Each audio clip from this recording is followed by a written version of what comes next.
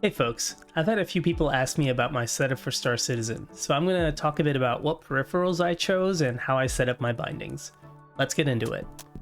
Starting with the PC, I'm listing the specs on screen, but the main things I want to point out are I have a Lian Li LANcool 2 mesh case to maximize airflow, plenty of fast memory, and Star Citizen installed on a fast NVMe drive.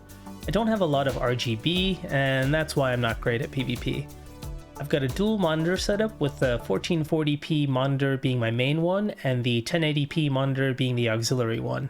That main monitor is HDR10 compatible, which is nice for gaming, and both monitors have a 144Hz refresh rate. When I started off playing Star Citizen, I was just using a keyboard and mouse. I spend a ton of time on the PC, so I've got an ergonomic split keyboard by Kinesis and an ASUS Gladius 3 mouse. I used to use Razer Death Adders for the longest time, and I still love them, but I wanted something a bit lighter, and so far I'm really liking the Gladius. I prefer a wired setup here, so I don't have to worry about battery life. After 1 or 2 years of actively playing the game, I finally decided to pull the trigger and get some decent joysticks.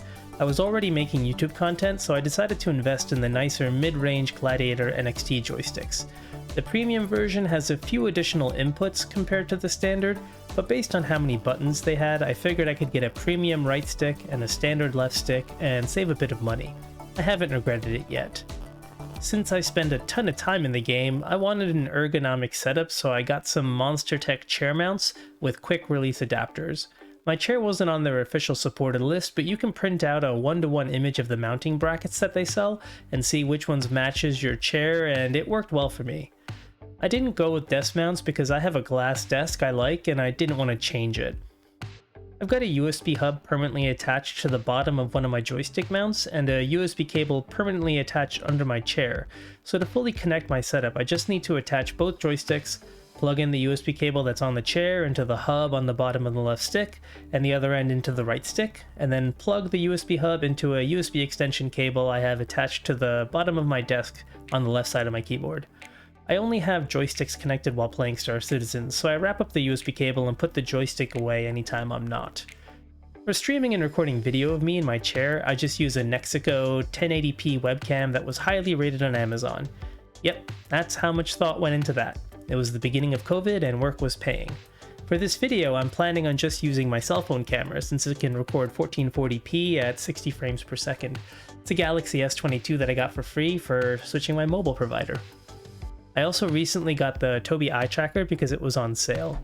I've only just started playing around with it, but so far it seems pretty cool. For audio playback, I've got a SteelSeries Arctis 7 headset because this is something I actually want to have wireless, and I've got a decent Logitech 2.1 speaker system for when the kid's not sleeping. For recording, I'm currently using an XLR Shure SM7B with a Rode PSA-1 stand, a Focusrite Scarlett Solo USB interface, and a Trident Audio Fethead preamp.